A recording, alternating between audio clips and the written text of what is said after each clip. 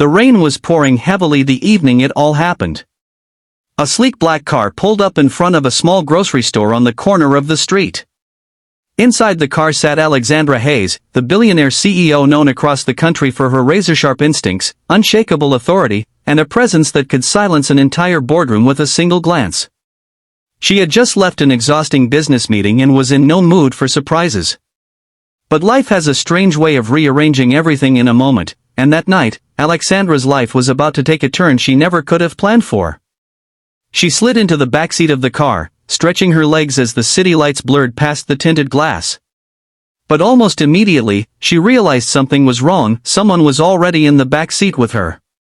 She blinked in disbelief, her mouth parting as if to demand an explanation.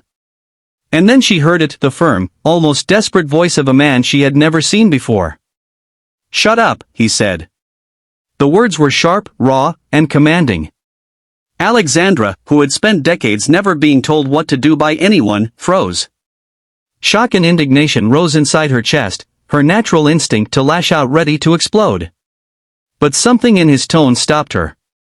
It wasn't arrogance, it wasn't rudeness, it was desperation. She turned her head, and her eyes landed on him.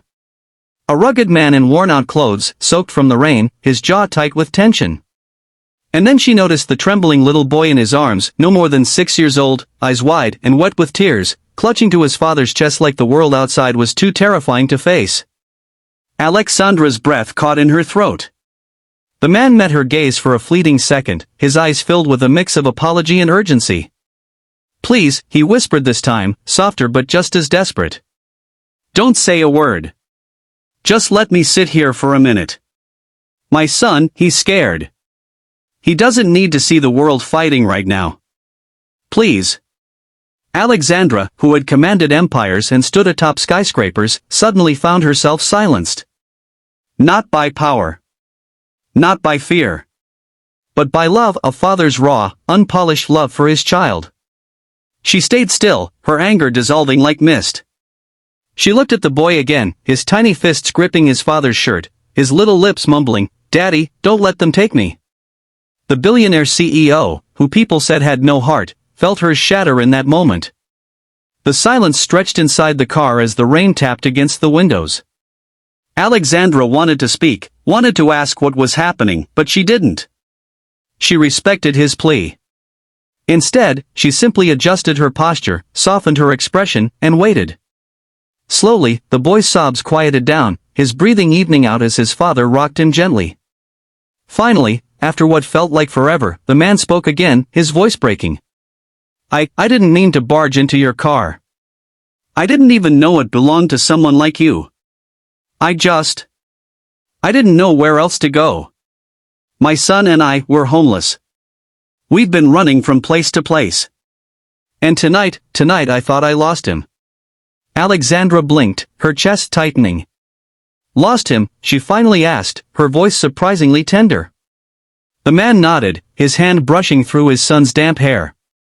"We were walking near the store, and I turned around for just a second. He was gone. A group of men thieves thought I was carrying cash.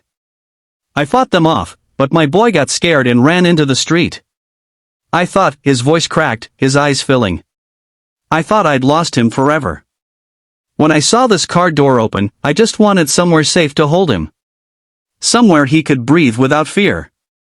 I shouldn't have said what I did to you.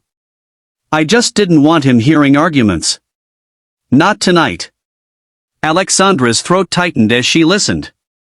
For years she had lived in a world where everyone was polished, where emotions were tucked behind expensive suits and masks of confidence. But this man, this stranger, was raw, vulnerable, and achingly human.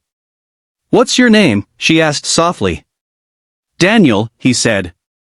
"And this is Ethan." Daniel. A single father, fighting the world with nothing but his love for his little boy. Alexandra found herself staring, wondering how much strength it took to live like that day after day, without wealth, without privilege, without certainty. The car ride that night became something neither of them would forget.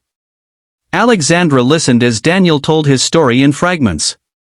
He was a veteran, once proud of serving his country, but after returning home he had lost his job, his savings drained by medical bills when Ethan was born premature. His wife had left, unable to handle the struggles, and Daniel had been raising Ethan alone ever since. Every odd job, every sleepless night, every sacrifice he had made for this boy in his arms. And Alexandra, the billionaire who thought she understood sacrifice, realized she had never come close to this kind of battle. When the car stopped at her penthouse building, Alexandra did something she hadn't planned. She invited them up. Daniel resisted at first, embarrassed, but Alexandra's calm insistence wore him down. That night, she gave Ethan warm clothes, food, and a soft bed to sleep in for the first time in weeks.